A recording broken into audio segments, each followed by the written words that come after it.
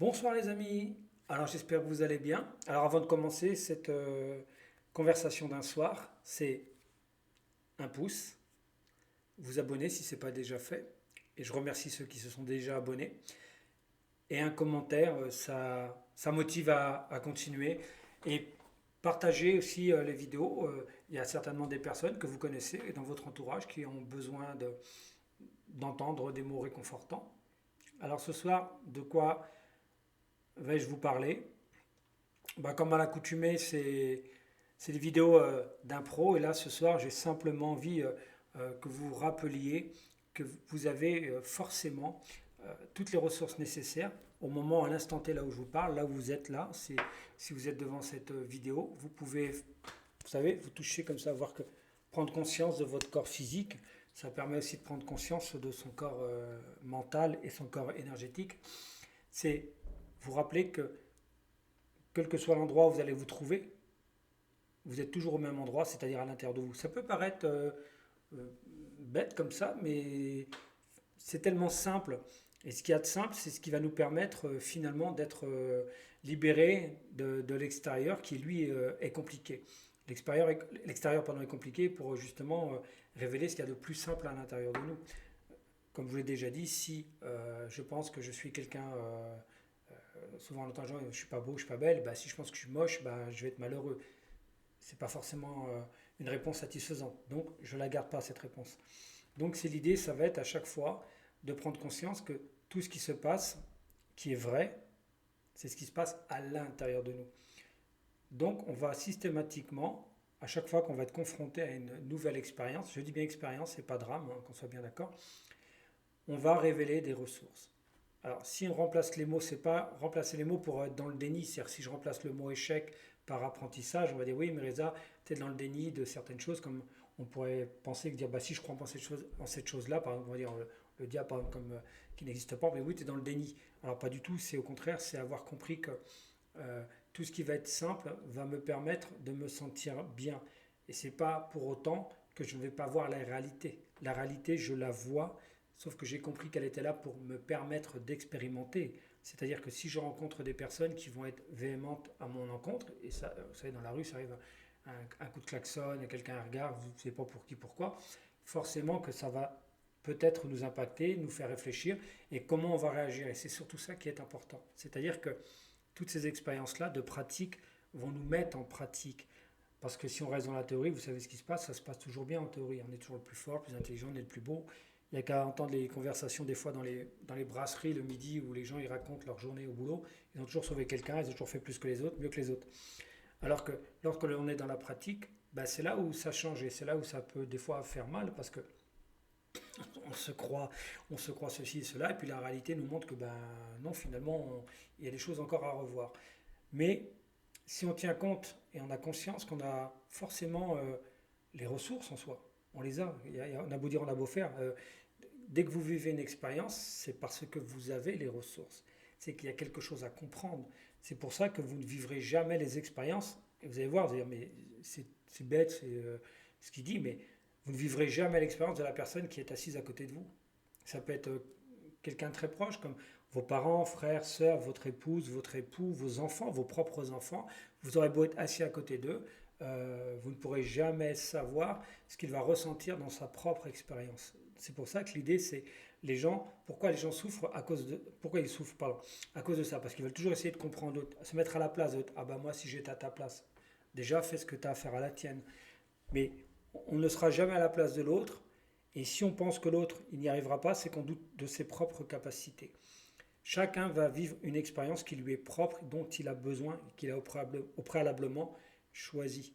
C'est pour ça que moi, il y a des personnes, je ne cherche pas à comprendre leur expérience. Je cherche à les accompagner pour qu'eux puissent la comprendre, qu'ils retirent leurs ressources. Mais moi, je ne vais pas retirer une ressource de l'expérience de l'autre. Ce que je peux éventuellement retirer comme ressource, c'est comment je l'ai accompagné, cette personne. Est-ce que je l'ai accompagné de façon, on va dire, désintéressée, ou j'ai voulu jouer le sauveur, ou j'ai voulu prendre, comment dire, le pouvoir sur lui. C'est ça qui, moi, je vais plutôt analyser dans mon expérience d'accompagner les autres. Comment est-ce que je le fais? Il y a quelques années, effectivement, j'avais plutôt tendance à vouloir être le sauveur, alors que au final, Les gens se sauvent eux-mêmes. Pardon.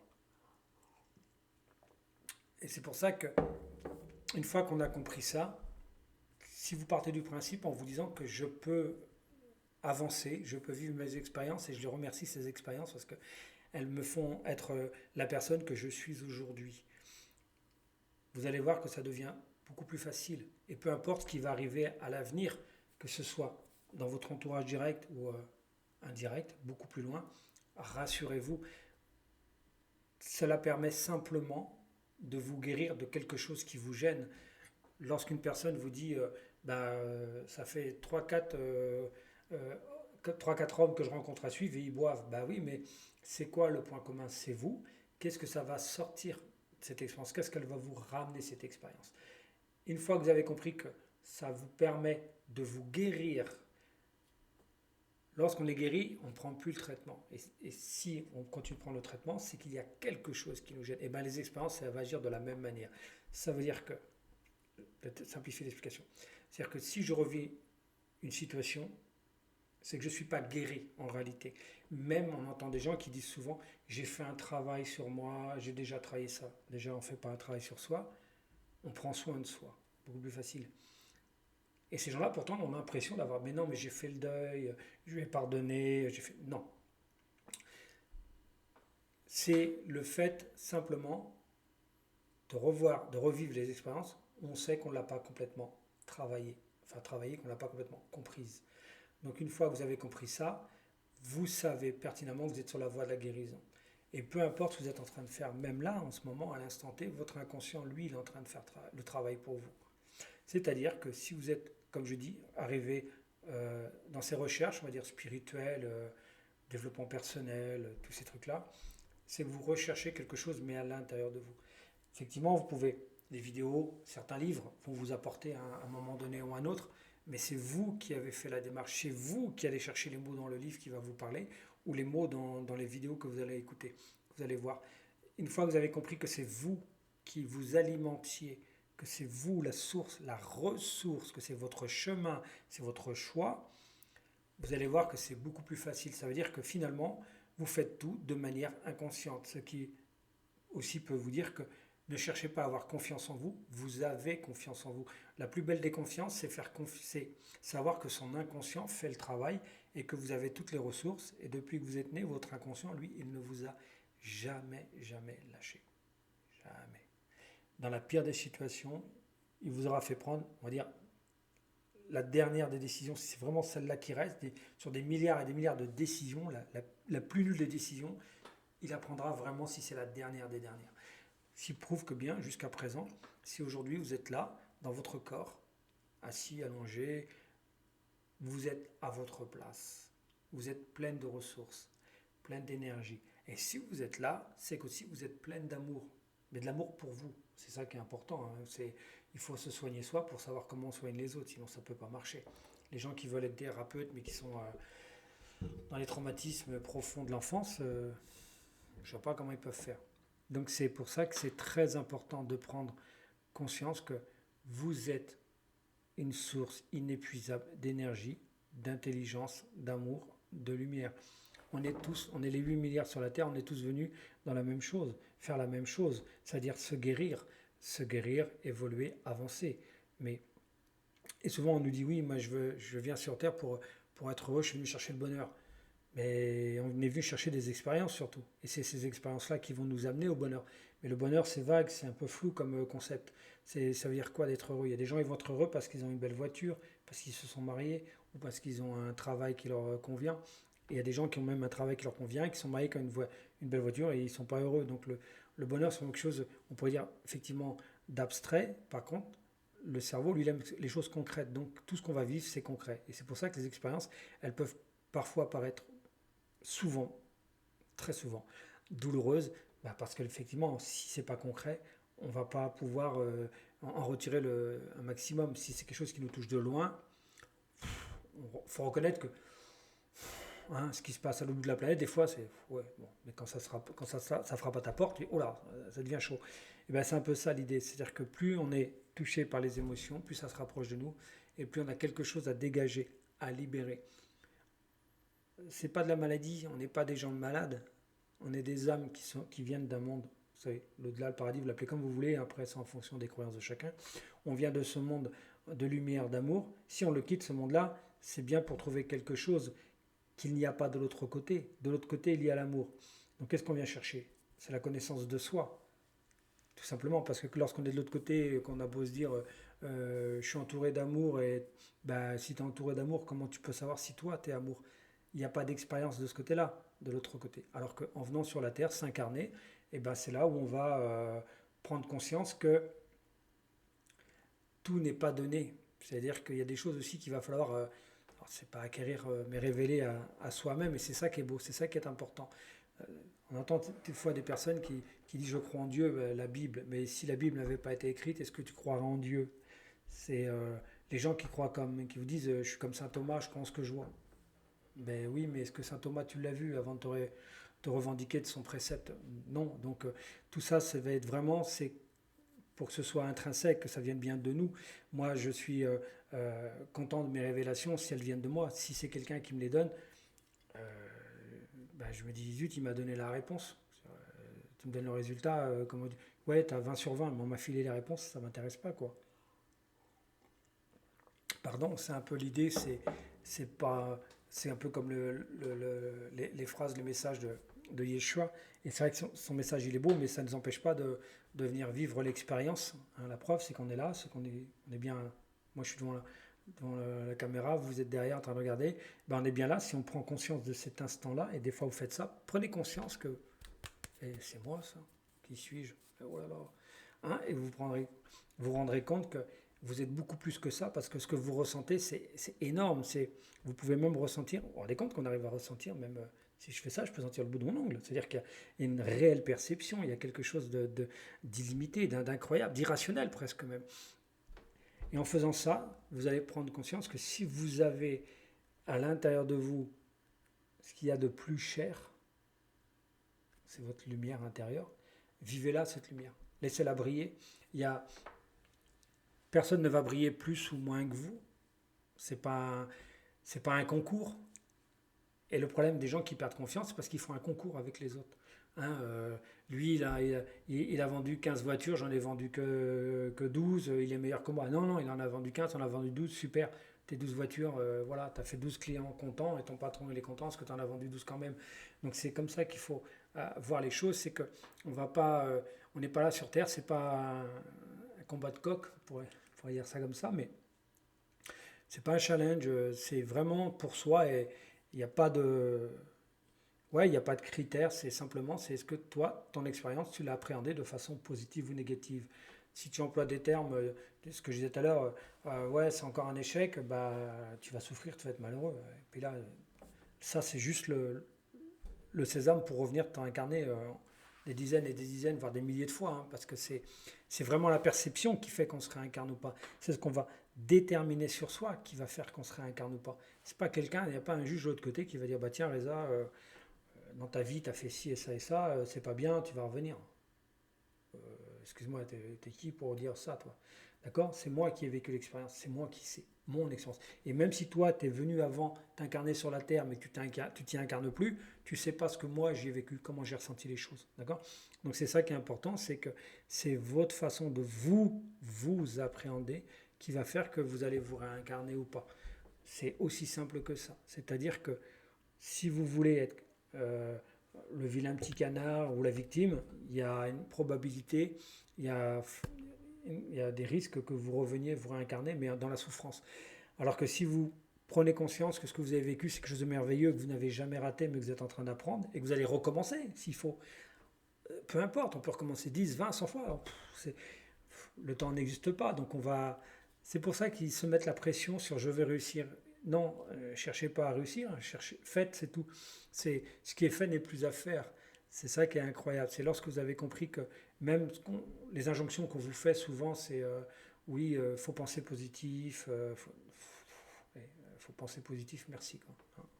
On arrête les bêtises, on est des êtres humains avec des émotions. La preuve, s'il fallait être positif, bah, on n'est pas dans la douleur, on n'est dans rien, et puis on n'apprend rien. Et qu'est-ce qu'on fait là, en fait?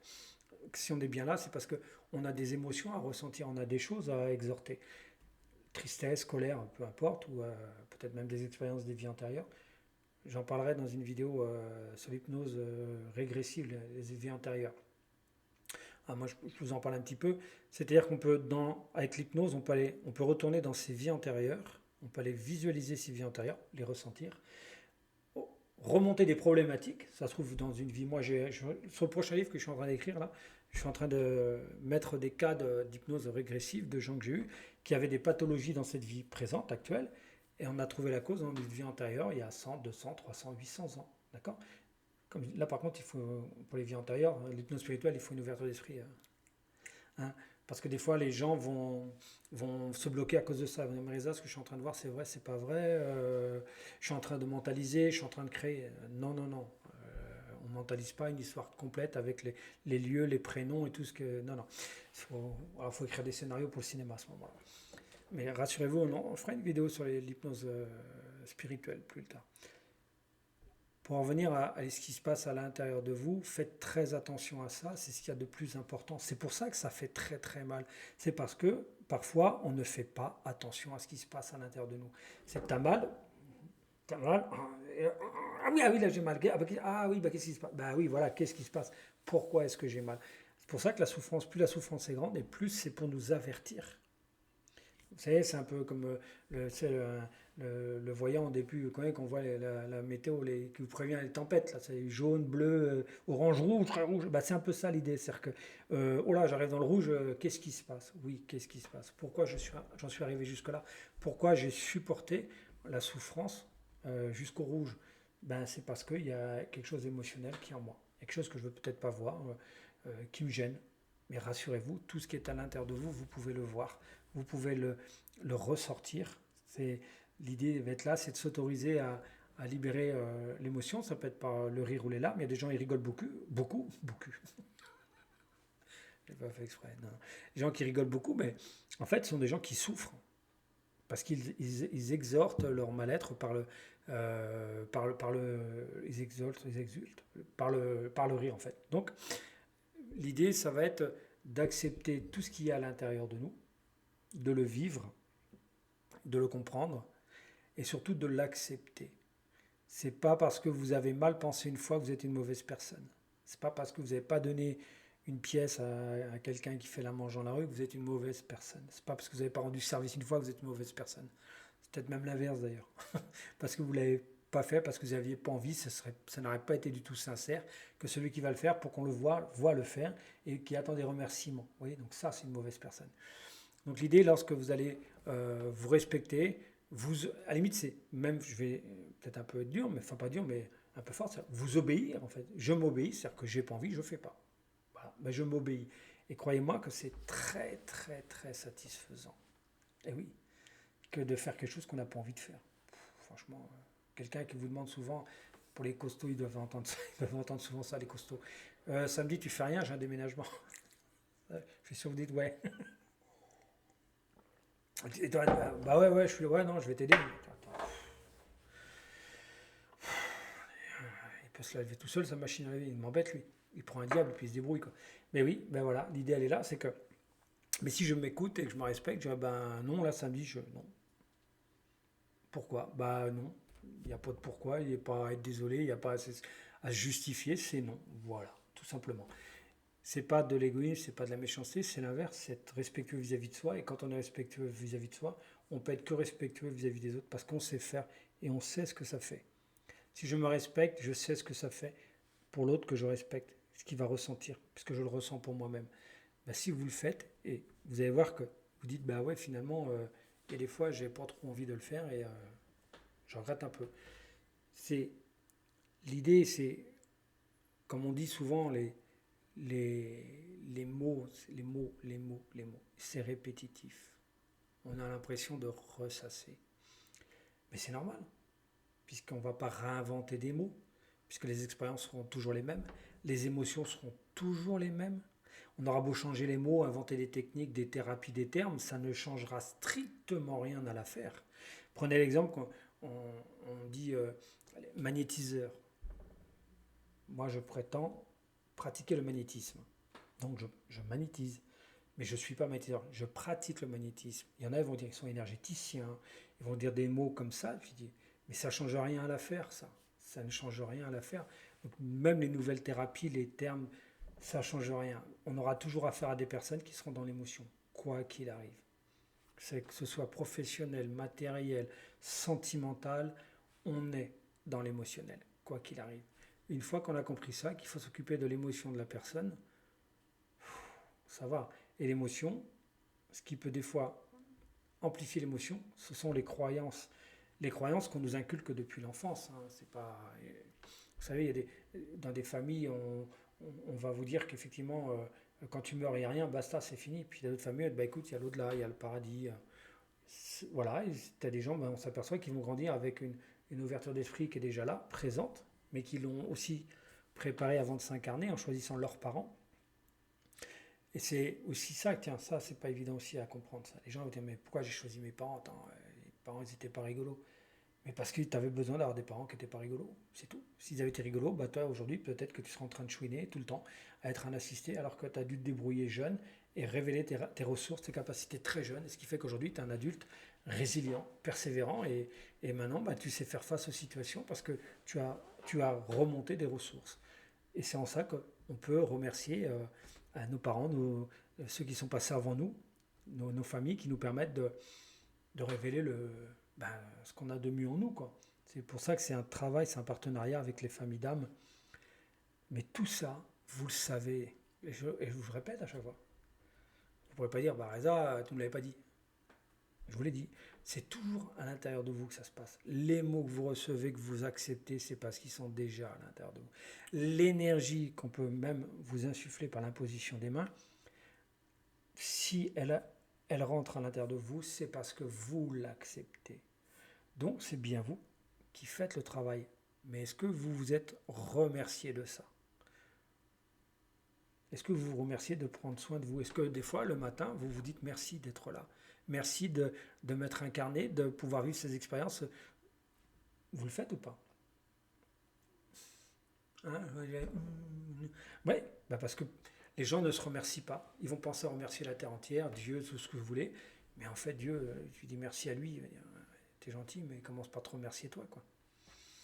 Hein, si tu veux nourrir les autres, commence par toi, quoi. Ben oui, c'est un peu logique. Sinon, comment tu vas faire si tu n'as pas de force? Donc l'idée va être là, c'est qu'à chaque fois, il faut pas à chaque fois, mais de temps en temps, asseyez-vous, retrouvez-vous tout seul dans votre tête.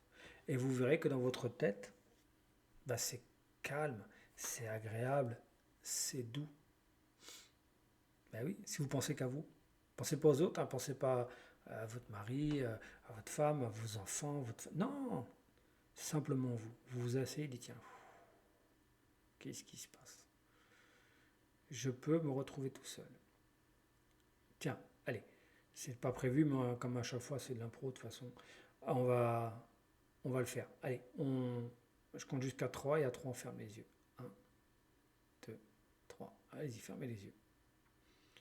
Et là, vous allez simplement prendre conscience que vous êtes tout seul. Et en même temps, c'est énorme ce qui se passe. D'un coup, il y a comme à l'intérieur de votre ventre, comme, vous savez ce qu'on appelle cette sensation des papillons, de bien-être dans le ventre, des frissons. Les joues qui commencent à frissonner, les avant-bras, et puis c'est très agréable. Cette sensation de se retrouver soi, là, c'est formidable parce que vous prenez conscience que vous êtes venu réveiller quelque chose qui est de merveilleux en vous, c'est votre lumière, votre énergie, votre amour pour vous, que c'est aussi là, ici et maintenant que vous avez cette sensation d'être. Ces deux petits mots, vous pouvez je suis. Voilà, c'est très agréable. Vous ressentez votre énergie, vous pouvez vous concentrer sur vos mains, sur la paume de vos mains. C'est comme ressentir une chaleur qui se dégage de vos mains. Laissez cette chaleur s'amplifier. Vous pouvez même l'imaginer, la visualiser, peut-être même qu'elle a une couleur, cette énergie. Peut-être que vous pouvez même la visualiser comme des arcs électriques qu'on voit des fois entre deux boules, là, vous voyez, entre vos mains. Vous pouvez même mettre vos mains l'une face de l'autre, les rapprocher tout doucement et sentir comme s'il y avait deux ronds à l'intérieur de la paume de vos mains. Et vos mains se rapprochent délicatement, agréablement. Et vous prenez conscience qu'entre vos deux mains, là, il y a comme une sorte... ouais, c'est une énergie. C'est comme, vous savez, deux aimants qui se rapprochent, qui se frôlent. On sent qu'il y a une force entre les deux aimants. Là. Et bien, vous avez cette sensation-là, entre vos mains. Simplement parce que vous l'avez canalisée, elle est entre vos mains. Mais cette énergie, cette force-là, comme deux aimants, elle est dans tout votre corps. Et si vous vous amusez, tout doucement, à faire avancer, reculer vos mains l'une de l'autre, comme un accordéon, vous sentez cette énergie qui se diffuse, qui se repousse et qui s'attire. C'est comme si vos mains se mettaient à battre comme un cœur. C'est très agréable. Et vous pouvez, en même temps, prendre conscience que c'est vous. Et c'est agréable. Et tout votre corps est en harmonie. Il est à l'unisson avec cette énergie. Avec cette sensation que vos mains font comme un cœur. Que votre corps tout entier fait comme un cœur. C'est comme être plongé dans un bain de bien-être, de jouvence. C'est une renaissance énergétique à l'intérieur de votre corps. Et vous en avez conscience, de plus en plus conscience. Voilà. Et vous la sentez, cette énergie qui devient de plus en plus forte. Tellement forte qu'elle peut repousser vos mains, qui s'écartent peut-être de plus en plus. Voilà, comme ça. Quelques secondes de temps d'horloge, et on laissera les mains se rapprocher tranquillement lorsque je compterai à 3.